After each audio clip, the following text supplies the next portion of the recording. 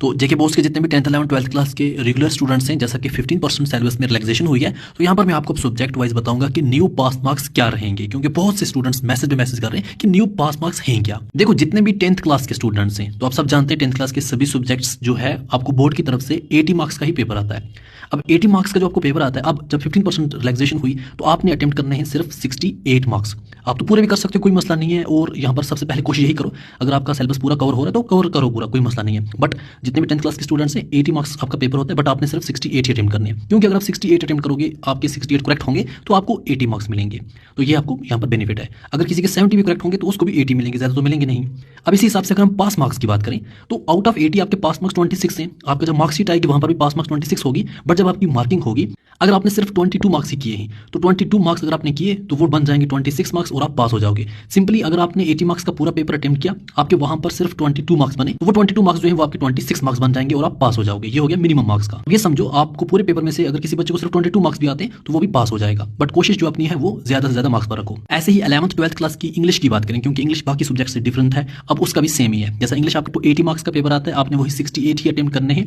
यहाँ पर भी आपके 80 में से 26 पास मार्क्स हैं, बट आफ्टर 15% सिलेबस रिलैक्सेशन अगर आप सिर्फ 22 मार्क्स करोगे, आपको सिर्फ पूरे पेपर में से 22 मार्क्स बनते हैं मार्किंग के टाइम, तो वो कन्वर्ट होकर यहाँ पर 26 बन जाएंगे और आप पास हो जाओगे। तो यहाँ पर मिनिमम आपके जो पास मार्क्स अब इंग्लिश के लिए हैं वो 22 समझो, बट कोशिश अपनी ज्यादा मार्क्स पर रखो। तो अब अगर हम 11th 12th क्लास के बाकी सब्जेक्ट की बात करें, जैसा कि जो आपका 100 मार्क्स का पेपर होता है, ज्यादा तो नहीं होते। जो 12th क्लास के स्टूडेंट्स हैं, एजुकेशन का पेपर 100 का आएगा, बूटी, travel tourism and hotel management का आएगा। ऐसा ही अगर हम 11th क्लास की बात करें, बूटी और यहाँ पर ट्रैवल टूरिज्म होटल मैनेजमेंट का 100 मार्क्स का पेपर आएगा।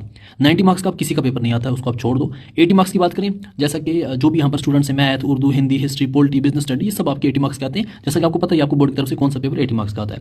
70 की बात करें, जैसा कि पीसीबी, आपका physics, chemistry, bio, EVS, geography, physical education, information practice, वो सब आपके 70 के आते हैं। ये हो गया आपका कौन सा सब्जेक्ट कितने मार्क्स का आता है। अब इसी हिसाब से अगर हम देखें, अब आपको जो 100 मार्क्स का पेपर है, आपने सिर्फ 85 मार्क्स ही अटेम्प्ट करने हैं। 85 करोगे आपको 100 मिलेंगे। जो आपको 90 वाला है कोई नहीं, छोड़ दो। जो आपको 80 वाला है, आपने सिर्फ 68 अटेम्प्ट करने हैं। 68 करोगे तो आपको 80 मिलेंगे। आपका 70 वाला है, आपने 60 अटेम्प्ट करना, 60 करोगे तो 70 मिलेंगे। पास मार्क्स की बात करें, 100 वाला जो आपका है 36 पे आपका पास मार्क्स था। अब अगर आप सिर्फ 31 ही अटेम्प्ट करोगे तो वो यहाँ पर कन्वर्ट होकर 36 बन के पास हो जाएगा। 90 का तो कोई नहीं है। 80 की अगर हम बात करें, 80 अब आपका जो भी सब्जेक्ट है इंग्लिश को छोड़कर, तो 25 मार्क्स अगर आप अटेम्प्ट करोगे वो आपके 29 बन जाएंगे एंड आप पास हो जाओगे। समझो आपका जो पास मार्क्स है वो 25 है। 70 मार्क्स के जो भी आपके सब्जेक्ट्स हैं, जैसे कि पीसीबी, जो अभी मैंने बोले, तो 70 मार्क्स के अब आपने 60 अटेम्प्ट करने हैं। 60 करोगे तो 70 बनेंगे और पास मार्क्स आपके 22 बन जाते हैं। अगर आप 22 ही अटेम्प्ट करके आओगे, आपको 25 देकर आप पास हो जाओगे। ये हो गया आपके न्यू पास मार्क्स, बट कोशिश अपनी सिर्फ और सिर्फ ज्यादा मार्क्स पर रखो। बहुत से स्टूडेंट्स मैसेज करके बोल रहे थे, इसलिए मैंने ये वीडियो बनाया ताकि आपके सभी डाउट्स क्लियर हो सके।